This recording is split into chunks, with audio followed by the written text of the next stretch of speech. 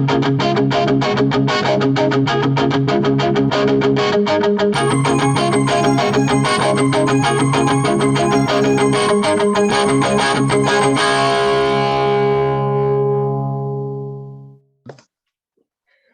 everyone. Once again, welcome to the 40/40 Club with your host, Graham, and we're retelling. And we are a bunch of 40-year-olds talking about baseball and everything else in general related to the game. And, thank you again for joining us. And this is the 40/40 Club. Yeah. And so, Bram, you're the master of ceremonies. So let's start up, buddy. Well, we had a rainout today. And when I say we, I mean the Blue Jays. And when I say rainout, I mean in Kansas City at Kauffman Stadium. So instead, the Blue Jays will be playing a makeup tomorrow, a 20-night, day-night doubleheader. Game starting respectively at 2 and 6 p.m., which is fine. With limited attendance, they need as much gate receipt as they can. But the part that really bugs me is one of the rule changes that has carried over from last year that I don't think should be continuing in a full season, which this is, hopefully we all hope is going to be a full season, which is having both games in the doubleheader be 7 innings. This is not Major League Baseball to me. That's Little League. It's softball. I know they're trying to save the pitchers, especially, there's a lot of injuries this year. There was no minor leagues last year, and they're trying to save pitchers' arms. But I don't like it. What do you think, Sheldon? I think it's. I get the attempts of what they're trying to do, trying to shorten the games. But at the same time, I think the overall picture is, fans are paying huge amounts of money to watch a game. It was 9 innings, and now you're saying 7 innings. Well, that's cutting down, the game. And as far as I'm concerned, as a fan, you're not actually paying for, you're paying more than what you're getting. And I don't see Major League Baseball. I don't see the baseball teams reducing tickets by 20% to reflect the 7-inning games. That'll be the day. Yeah. So as far as I'm concerned, you have expanded. You already have a large roster, 26, 27. You want to make it 28 player roster for the full season. By all means, do it. Have 14 pitchers, 14 fielders, but it should really be 9 games. 9 innings starting at 1 o'clock. Let it finish at 6, and then the other one starts at 8, or whatever it might be, and finish at 12 o'clock, whatever it might be. But make it 9 innings. I mean, it's to me, it's cheapening the game, and it just doesn't feel right. It doesn't sit well. So I'm more into the traditional role of 9-inning games. Make it 9-inning games. And if you're going to include the rule of having a runner on second to start the extra inning game, there's absolutely no reason why you can't have a 9-inning game. So. I agree. Yeah, I agree completely. Maybe it's boring if we agree, but that's how I feel. Yeah. Should we move to the next topic? Mm-hmm. That was quick. More time for the other topics. So the next topic. Oh, and you're watching the 40/40 Club here on Instagram or YouTube or wherever we've posted it. A podcast for 40-somethings about baseball. So the next topic is Hyunjin Ryu. I hope I pronounced his name right. The Blue Jays ace. He has been everything they expected when they signed him. He has lived up to everything.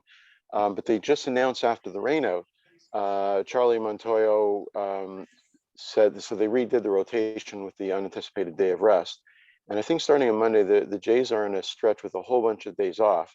So they really only need 4 starters. But with the rejigging of the rotation, Hyunjin Ryu, I think now will face, is it the Yankees next weekend? The weekend after this weekend? And I thought he's facing Boston next week. Oh yeah, Boston. I knew it was in the American League East. Like they're not going to have him pitch against Kansas City, and so when he pitches, he'll have been off for a week. So it's apparently it's true that statistically and just to the eye, he has been much better even as good as he is after an extra day of rest, one extra day of rest, like 5 days instead of 4. But this is 6, essentially, if it's a week between starts. So I don't know. What do you think of this, Sheldon? I can see the wisdom. On one hand, I can see the wisdom of it, because you want to have them face, the American League East opponents, who, each of whom the Blue Jays faced 19 times.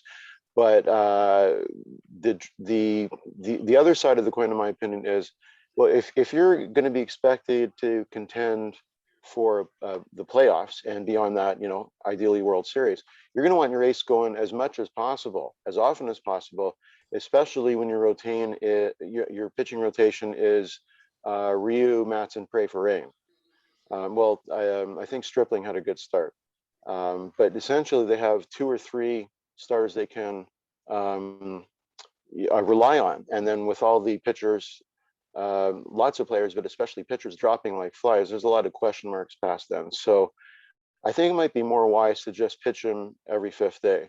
So Sheldon, what's your opinion on that? I can get why they're pushing back a little bit, trying to give him as much time as possible to rest.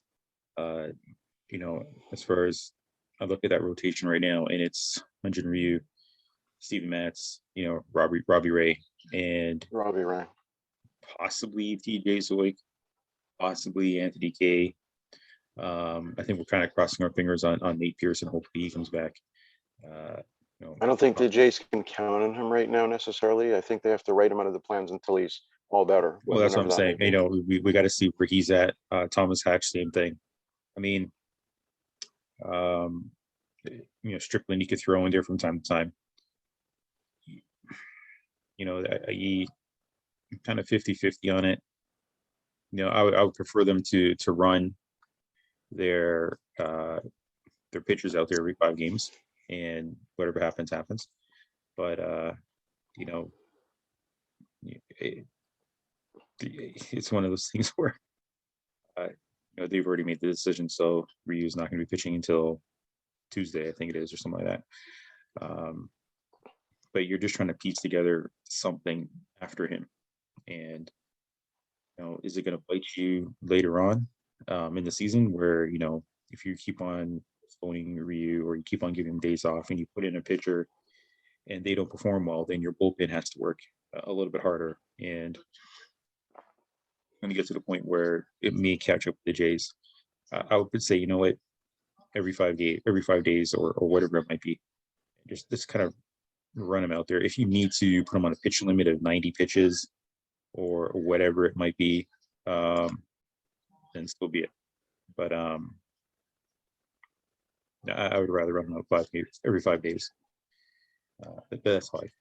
Yeah. Me too. Until they get everybody back healthy, then they can kind of sort themselves out. Because right now I want to say they're treading water, but they're in a catch-22 situation. I think they want to compete, they want to do well, everybody wants to compete, but at the same time they got to think, I got to kind of healthy, or more people or more players are going to go down. So this is that when it comes to their pitching staff, it's one of those things where they're going to be damned if they do, damned, and that's. But again, they're 7. They're not doing too badly with all the injuries and all the COVID issues that they've been having. Ask me in June or July what I think. Yeah, if they pull this again, but right now I'm kind of. They made the decision. I understand it. yeah, same. Yeah. So. I think maybe the odd extra day, but I think every 5th day is ideal. Maybe the odd extra day, but yeah, you gotta have them out there as much as possible. I guess, and I just remembered this point, the other side of the coin. You want them to be rested for a good playoff run. So I guess that works both ways. On the one hand, you want him to be rested, but on the other hand, you want him to be able to pitch as often as possible, because he could be starting 2 or 3 games in a 7-game series, right? You're going to want him to pitch as much as possible if he's your ace in the playoffs. they need to focus on. Well, at the moment, they need to focus on trying to get healthy. But once everyone's back and fully healthy, and once they can kind of set themselves up, then they got to focus on trying to make the playoffs. But again, it's the first. True, yeah. It's the first month. Whatever they do in these, in the month of April, can't really get too overly dramatic on. If they said they're going to sit down and review for 2 weeks, I don't think people should jump up and down. I mean, there would be a cause of concern, but I don't think people should be too concerned at the moment. So that's what I think. All right. Cool. So what's our next topic? Apparently there was a report. Actually, you're the one who told me about the report from the fan 590 that they are contemplating, or there's a talk of Vladdy moving to third. Oh, yes. And Rowdy at first. And as far as I'm concerned, if Vladdy didn't get enough reps at third in preseason, in spring training, I mean, you can't, quote unquote, cannot get any worse than with Kevin and his struggles at third. But I would just rather keep him at first. He's doing well at first. He's playing well at first. He's hitting well at first. His defense has been very good at first. I think people, he's had the odd little mishap here and there, but overall, he's been very good at first. He's mastered the stretch, or stretching for the throw. Yeah, he had problems with last year, didn't he? Mm-hmm. He's doing well. I mean, you don't want to do anything to push him into a slump. Leave him at first. Rowdy's starting to get hot. Put him at DH or at first. You can flip flop those two. Randall, the last few games, has kind of starting to come back to earth. Yeah. I think we forgot to mention that this is in case that Kevin Biggio is out for an extended period, because he was taken out of the game the other day. Was it Thursday? After committing like 2 errors and another that could have been an error that went for I think a double. Mm-hmm. And it turned out there was something bothering him. Was it the knee? I think no, it wasn't his sure. Knee. If you take a look at one of the plays, what it was, from my understanding, if you take a look at one of the plays on last night's game, it was a line drive at him. He kind of jumped up, but he had both hands up like this, the glove and the bare hand, and the ball hit his bare hand. So it looked like there was an issue with the hand.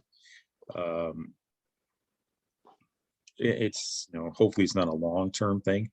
I mean, the thing about Kevin Biggio's defense is he can get to the ball. It's just a question of his arm strength.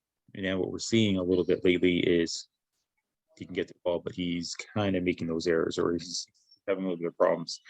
And I don't know if it's just confidence kind of got into him, or something. But maybe a couple of days off will kind of settle him down a little bit. And when he returns, maybe he'll be the captain of old. But for now, he's taking a seat for a little bit until that hand heals. I don't think they should rush him either. You have Joe Panic who can play third. If you need to, you can call up Santiago Espinal, let him play third a little bit. If Biggio has to be disabled. Mm-hmm. So they can kind of make do with what they have. It's odd because Springer might be due back soon, and Teoscar might be due back in a few days as well. And now Calvin goes down. So yeah. So some of the walking wounded might be returning, and then Calvin goes down with the hand injury. So it looks like this team won't be fully healthy for the next little while. Maybe till mid-May, maybe till the end of May. And of course, what team in sports is completely healthy? I don't know if that ever happens at any given particular time. There's always going to be something else that we haven't foreseen. Of course, there's always. But so that's one option too at third base. If Kevin Biggio is out for a bit, is to call up Santiago. I think they might prioritize him because he's younger than Panic, but they could put up a bit of a platoon. Because which one of them hits left? It's Panic. Yeah, and so they could have him start against righties, and Espinal hits left. Espinal hits right. Right. He would right. Yeah, Yeah. he would start against lefties and Panic. That's yeah, and Panic would start against righties. So they could do that. I think another option is they could ask. I mean, you know, I guess they can tell him, but they could ask Marcus Semien if he wants to play, if he can play third base for a bit. That is a bit of a harder position. He has played third base. He has started games at third base, but by far his most played positions. He's even played in left a few games in his career, but his by far most common position was shortstop. Of course, we have Bo Bichette. So as long as Bo Bichette's in the lineup, Semien, his second most played position is second, and that's basically what they signed him to do. But you know, things happen. You got to go. You know, you got to go with what you have. You know, the Blue Jays certainly have had over the years. They've had a lot of problems at third base. I don't think there's been a regular starting third baseman for more than 4 straight seasons that Donaldson was here. You know, they've gone through a lot of them since well, since Kelly Gruber, to be honest. You know, who left after the Blue Jays' first World Series win. You know, they had their problems with Brett Laurie. And of course, they were switching them back between second and third. But what would your preference be, Sheldon, to have a sort of a platoon of Espinal and Panic, or maybe to move Semien to third and maybe have Espinal and Panic play second? Or, of course, the option we talked about earlier with moving Vlad to third and having Rowdy play defensively for a time in the interval. I wouldn't move Vladdy. I mean, I was thinking about So it last night. yeah, It was a question I was asked about, moving Vladdy to third, and I'm kind of like, you know what? I think they would quicker make a trade, or they would quicker call up someone to play third, whether it be Santiago Espinal, whether they, do something really extreme and bring up Jordan Groshans, what you have with him. But with the full knowledge that he's not going to he's be. with the Bisons. I know people talk about his clock and his playing time and all that stuff, but you got to put all that aside. You got to do what's right for the team. And if they think that Grosjean is ready and they think they want to give him a chance, why not? I mean, he could end up being something like what Jeff Kent was in 1992 when he got called up. I mean, he was performing well before the trade for David Cohn. But I think more than likely you will see Santiago Espinal and Joe I Panic, think that's the most likely option too. Yeah. because I don't think they have anything else ready. I mean, Yeah. they've you only have so much here, right? And I don't think trading for somebody is the answer at the moment, especially now. So Santiago Espinal and Joe Panic at third to kind of hold down the fort until Evan's healthy again. And Let me present one more option. Mhm. And this is sort of thinking outside the box. So let's go back to, I think it was January, Mhm. and the Jays have signed Springer, but they haven't yet signed Marcus Semien. So when they signed Springer, of course, they had 4 starting outfielders, including, of course, Grichuk, Hernandez, Gurriel, and Springer. So I was thinking you could DH one, but I was thinking at the time, well, Gurriel started out in the infield. He started out as a shortstop. He played a bit of second base because they had other shortstops when he first came up. Who did they have? Troy Tulowitzki. Tulowitzki, yeah, and before him Reyes. But Gurriel, he played a bit of second as well as shortstop, and he has the arm. I think he could. I was wondering if he could play third base. At the time, I was saying put him at third base, see how he does there. And just on a quick side note, I'll add to that.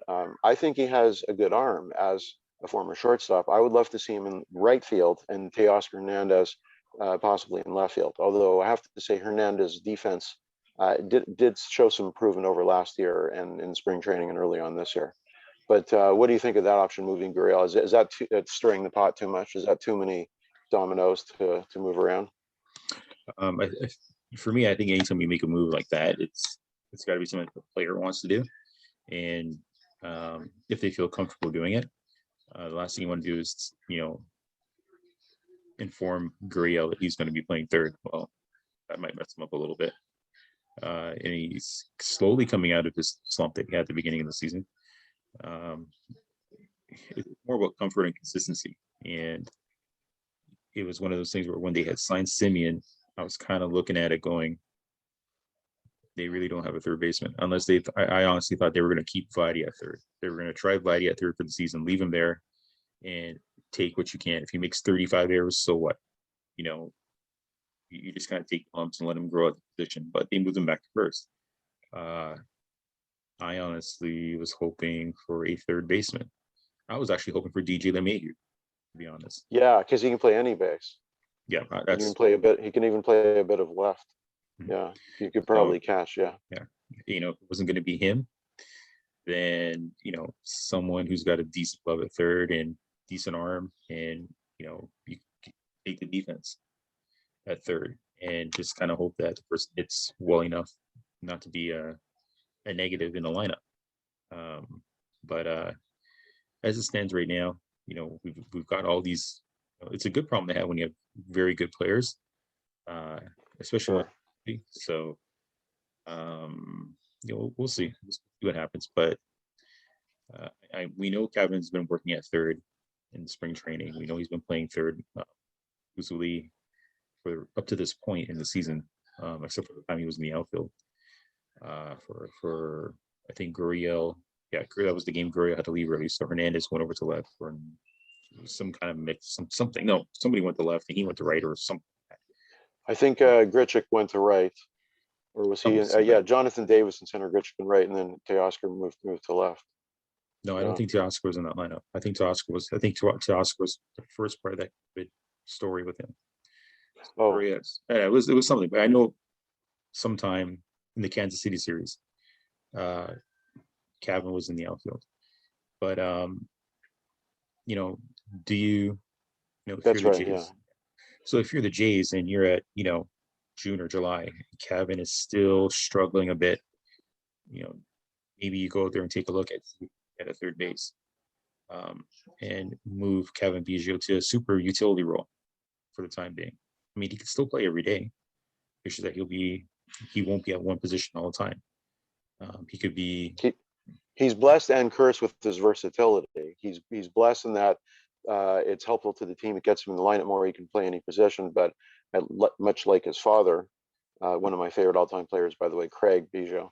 But he hasn't quite developed into Craig, obviously, yet. But on the other hand, players, I guess they like stability. They like to know they're going to come every day and bat in a certain spot in the lineup and play a certain position. But and you said earlier that you're not sure Vlad took enough ground balls at third base in spring training. I do know and remember that he did play some third and he did take some drills at third base, but you're probably right. They probably concentrated a lot more on first base because he had his troubles last year. But given that Charlie Montoyo comes from the Tampa organization and has brought along the philosophy of multi-positional players, I certainly think it can't hurt for Vlad to at least keep a third base glove in case like let's say in a late inning replacement, if in a pinch, maybe if he's not going to be starting there. But yeah, I guess it would probably make more sense to have him not play there because he has been improving. Don't rock the boat. Keep him at first, or DH on occasion if you have Rowdy play first. Give him a day off his feet, and then I mean, Rowdy is a very good first baseman as a fielder. Actually, he's a big guy, so a lot of people think big guys cannot be good fielders, but he really, he may not have the range that say a Justin Smoke had, but he certainly is a good fielder. Soft hands, he gets to the ball, he knows how to cover, he knows how to scoop, and Vlad is coming along.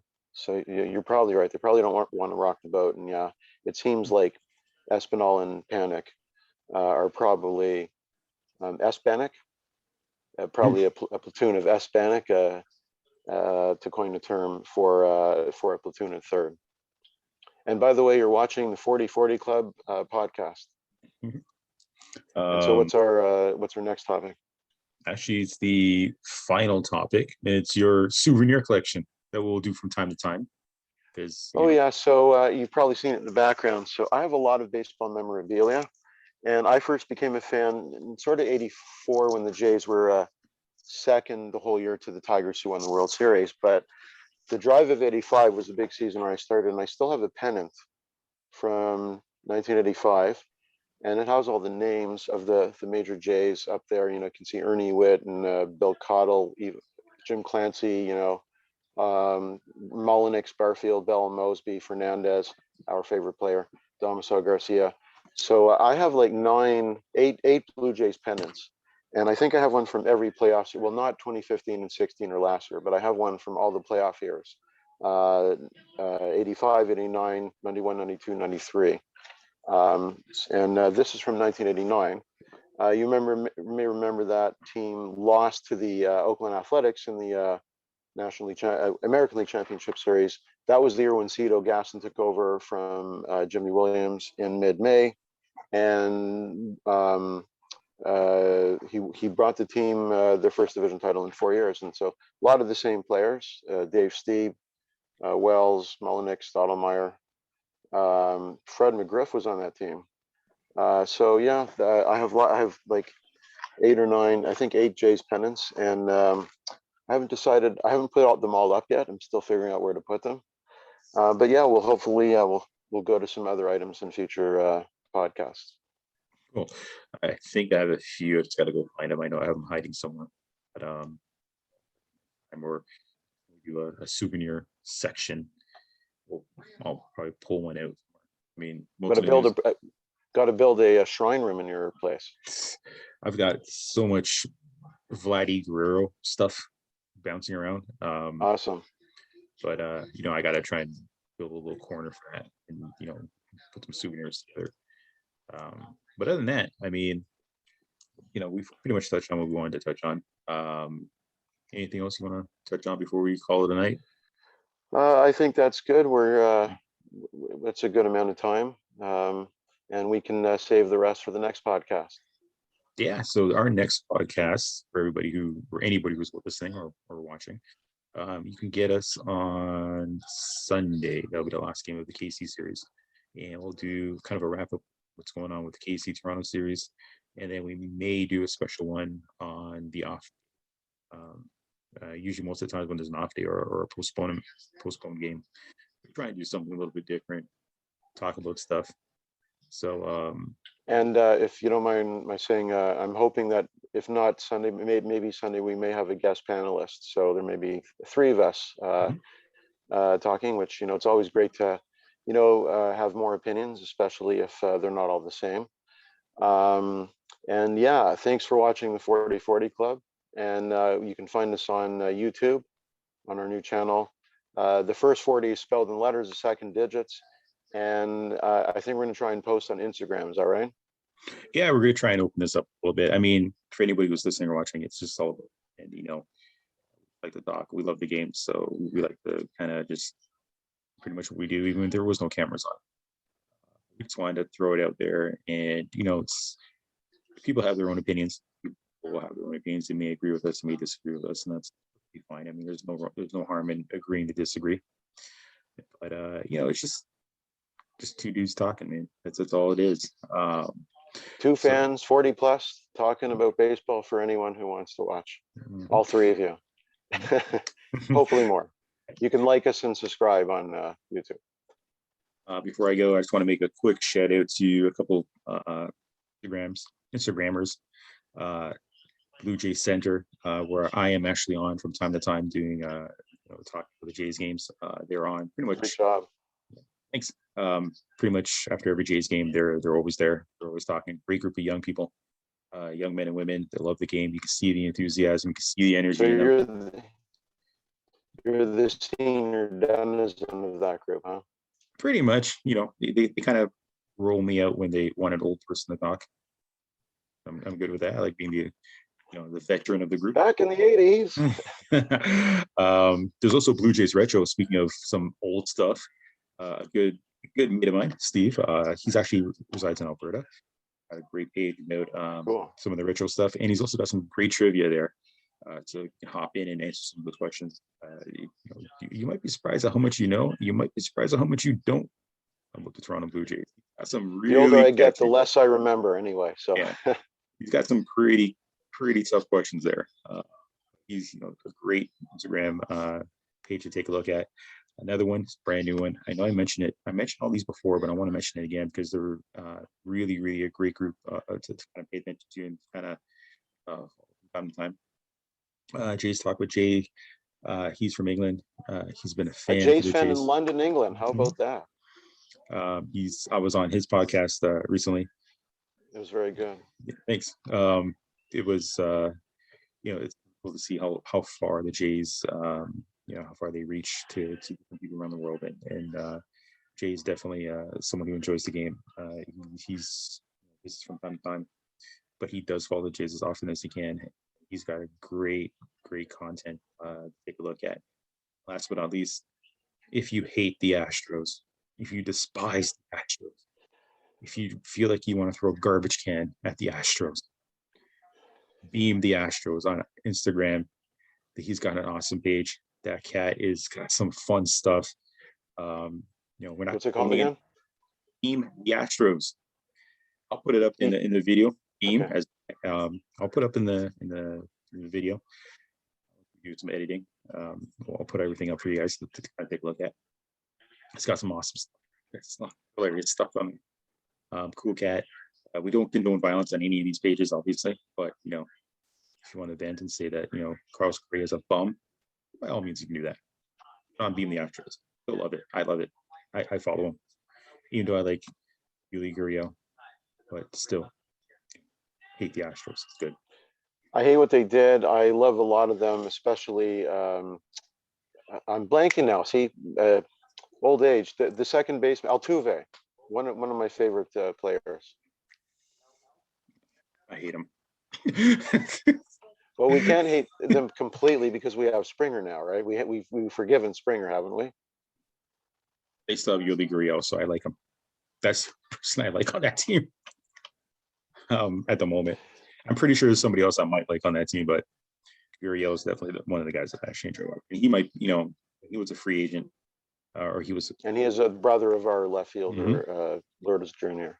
When he was supposedly going to be a free agent, he reached some of the Nationals. I was thinking, shoot, man, maybe he might be good with the Jays. Play a little first, a little third, a little of the outfield, play a little second. He would have been an amazing bat to have in the lineup, but it didn't work out that way. But yeah, so those are the Instagram pages. Give them a shot. They're all fun. They're all interesting stuff. Amazing content. Post it up so you see what it is and move forward from there. And that's about it. We'll definitely call it a night. That's past my bedtime. Thanks for watching the 40/40 Club. We'll see you Sunday. See you guys.